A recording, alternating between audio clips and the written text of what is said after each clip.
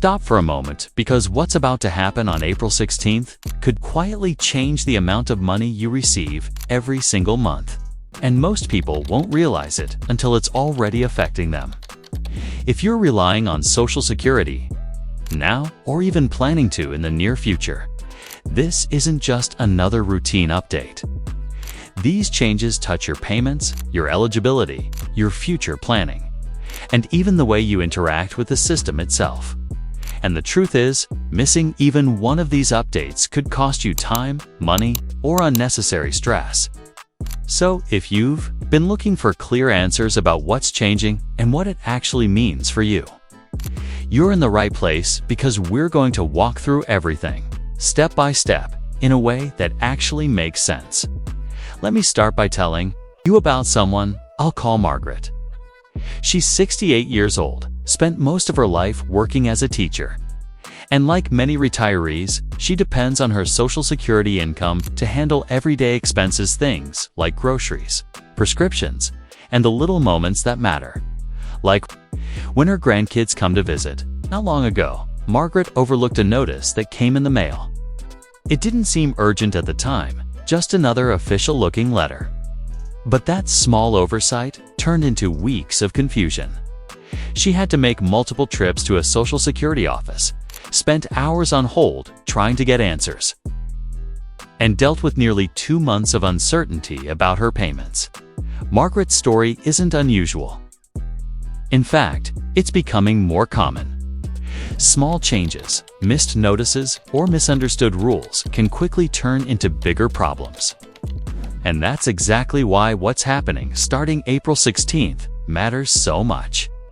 There are 5 key updates being rolled out, and whether you realize it or not, each one has the potential to affect your financial stability in a very real way. Now, I understand that hearing about rule changes can feel overwhelming. It often sounds like complicated paperwork or something meant for experts to figure out. But that's not what this is going to be. Think of this more like a conversation, simple, clear, and focused on what actually matters to you. No confusing language, no unnecessary details. Just practical information you can use. So let's ease into the first change, because it directly affects a group of people who are often caught off guard, those who are receiving Social Security while still working. If you're in that situation, even if it's just part-time work, you've probably heard of something called the Retirement Earnings Test. And if you haven't, here's the simple version. When you're below your full retirement age and earning income, there's a limit to how much you can make before Social Security starts holding back part of your benefits. This has been around for years, but the limits have always been a point. A frustration for many retirees who want to stay active and continue earning. What's changing on April 16th is actually a shift in your favor. The earnings limit is increasing, and not just by a small amount. It's being adjusted in a way that reflects both inflation and a broader effort to encourage seniors to remain in the workforce if they choose to. In practical terms, this means you can earn more money before any of your Social Security benefits are reduced. For someone who's been turning down extra hours, consulting opportunities, or even small side jobs because of fear of losing benefits, it allows for more flexibility, more financial breathing room, and, in many cases, more confidence in taking on additional work. There's also something important that often gets misunderstood when benefits are withheld because of earnings limits. That money isn't gone forever. Once you reach your full retirement age, those withheld amounts are taken into account, and your benefit is adjusted accordingly. But even with that reassurance, most people would prefer to receive their full payment now rather than wait for adjustments later. And this new rule makes that more achievable. If you've already reached full retirement age, then this particular rule doesn't apply to you at all. You can earn as much as you want without any reduction in your Social Security payments. But if you're somewhere in that transition phase, you're early to mid-60s, this is something worth paying close attention to, because it could mean more money staying in your pocket each month. Moving along. The second change focuses on something that has been a long-standing concern for millions of retirees: For years, certain rules reduced Social Security benefits for people who worked in jobs that didn't contribute to the system in the traditional way. This included many teachers, government employees, and others under specific pension systems. These reductions came from provisions that were originally meant to balance the system, but in reality, they often left hardworking individuals receiving far less than they expected. In some cases, the difference was hundreds of dollars each month. Now, with recent legislative changes, those provisions are being phased out, and starting April 16th, another round of adjustments is being processed.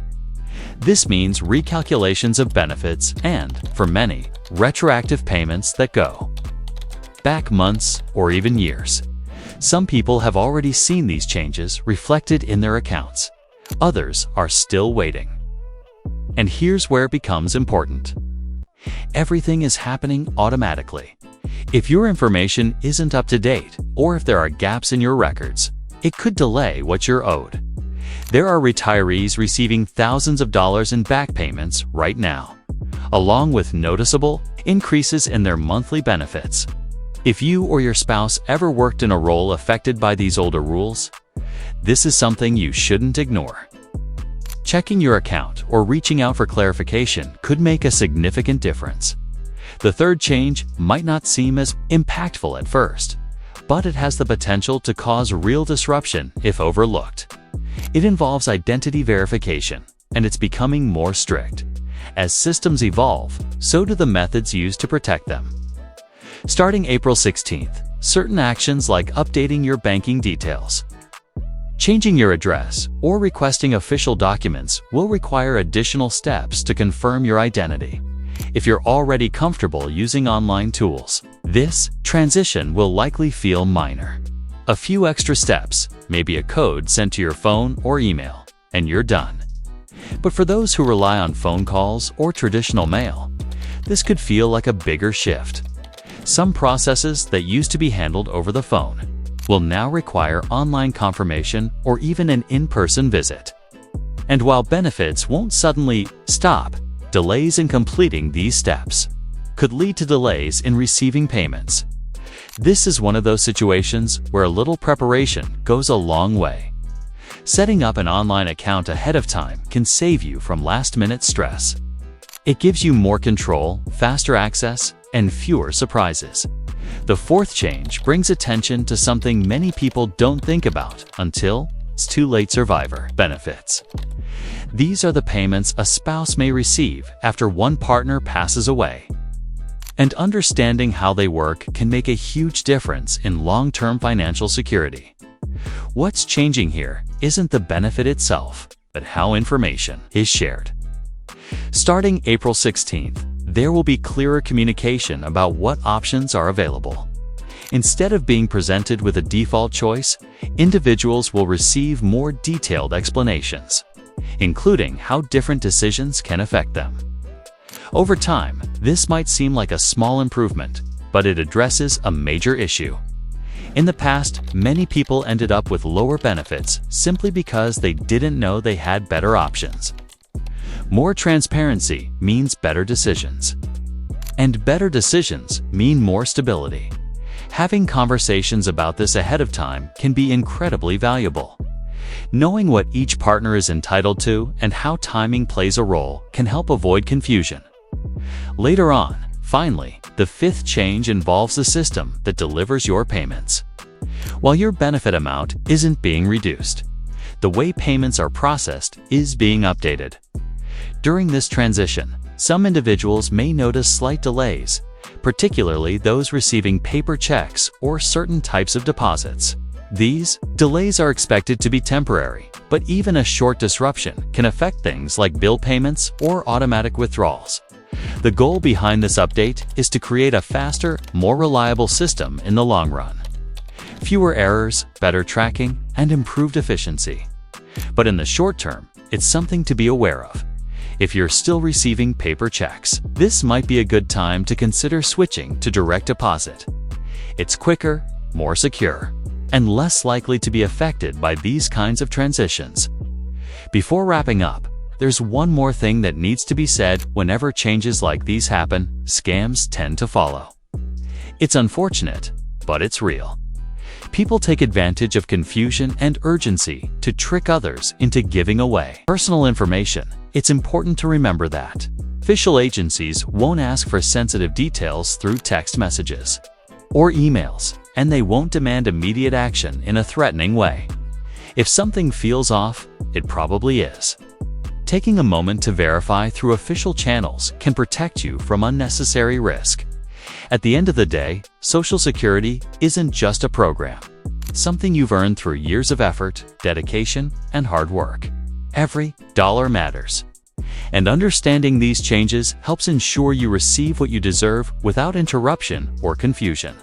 These updates might seem like a lot at first, but when you break them down, they're manageable. Staying informed, taking a few simple steps, and being proactive can make all the difference.